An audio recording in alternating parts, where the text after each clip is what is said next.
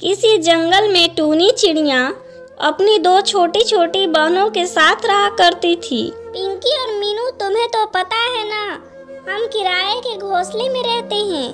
अब मेरे पास पैसे नहीं हैं, इसलिए हमें यह घोंसला छोड़कर जाना होगा और किसी अच्छे पेड़ का इंतजाम करना होगा। ठीक है दीदी, चलिए। तीनों बहनें उस घोंसले से निकल जाती है।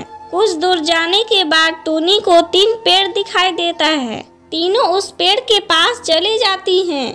पिंकी और मीनू, हमारे रहने का इंतजाम तो हो गया। मीनू धीरे से पिंकी से कहती है, पिंकी दीदी, इन तीनों पेड़ों में से एक पेड़ तो सूखा है, एक पत्ता भी नहीं है उसमें। चलो हम दोनों पत्ते वाले पेड़ पर चले जाते हैं, नहीं तो टूनी दीदी ले लेंगी।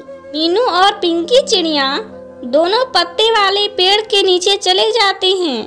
टूनी अपनी दोनों बहनों से कहती है, मीनू, पिंकी, ये तीसरा पेड़ तो एकदम सूखा हुआ है, इसमें कभी कोई फल भी नहीं लगेगा। मैं कैसे इस पेड़ पर रहूंगी और क्या खाऊंगी मैं?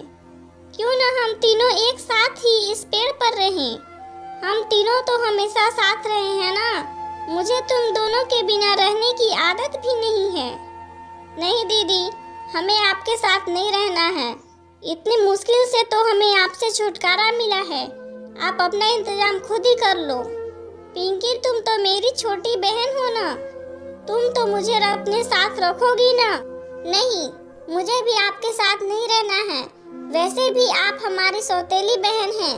मुझे आपके साथ रहने का कोई शौक नहीं है दीदी। टूनी को अपनी दोनों बहन की कड़वी बातों को सुनकर बहुत दुख होता है, लेकिन फिर भी उन दोनों से कुछ नहीं कहती है। चलो कोई बात नहीं, आखिर ये दोनों तो मेरी बहन ही है ना। मैं इसी सूखे पेड़ पर रहूंगी। कम से कम ये दोनों मेरे आंखों के सामने तो रहेंगी ना। और मैं इस पेड़ की जड़ों में रोज पानी डाला करूंगी, शायद कोई चमत्कार हो जाए। टूनी रोज उस सूखे हुए पेड़ में पानी डालती है, लेकिन फिर भी पेड़ में कोई बदलाव नहीं आता है। पिंकी और मीनू चिड़िया रोज टूनी का मजाक उड़ाया करते थे। पिंकी दीदी, लगता है हमारी सौतेली बहन पागल हो चुकी है, रोज इस सूखे पेड़ में पानी डालती है। हाँ टूनी दीदी, पिंकी सही कह रही है। आप पागल हो गई हैं क्या? आप कितना भी कोशिश कर लो, इस सूखे पेड़ में पानी डाल लो, लेकिन यह पेड़ न तो आपको रहने के लिए छांव दे सकता है और न ही खाने के लिए फल। आप बेकार में इतनी मेहनत कर रही हैं। जाइए कहीं और रहने का ठिकाना खोज लीजिए। तुम दोनों कितना भी मेरा मजाक उड़ा लो, मैं यहाँ से कहीं भी नहीं जाऊंगी।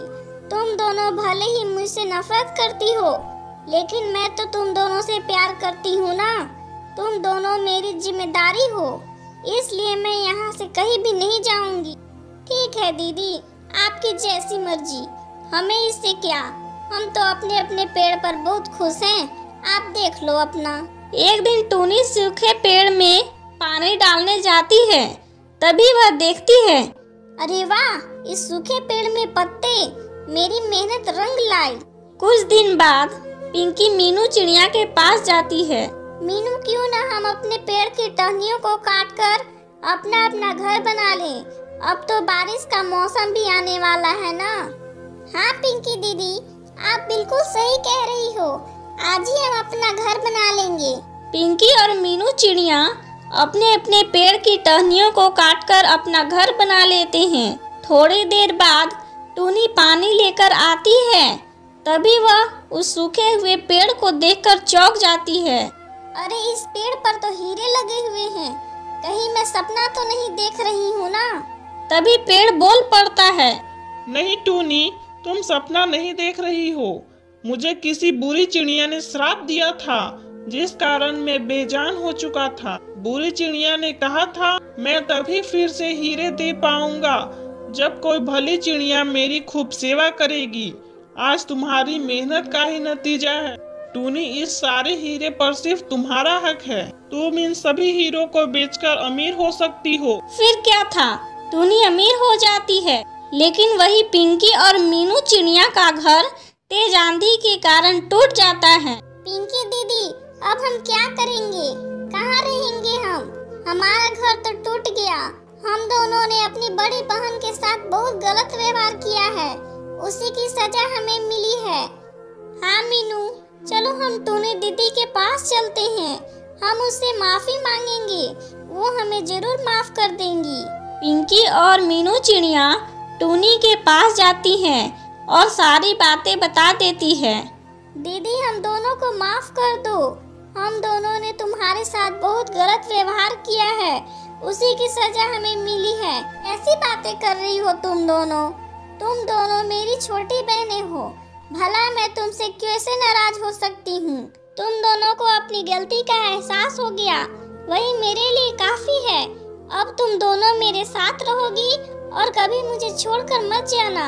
मैं तुम दोनों से बहुत प्यार करती हूँ। टूनी अपनी बहनों को माफ कर देती है, फिर तीनों खुशी खुशी रहने लगते हैं।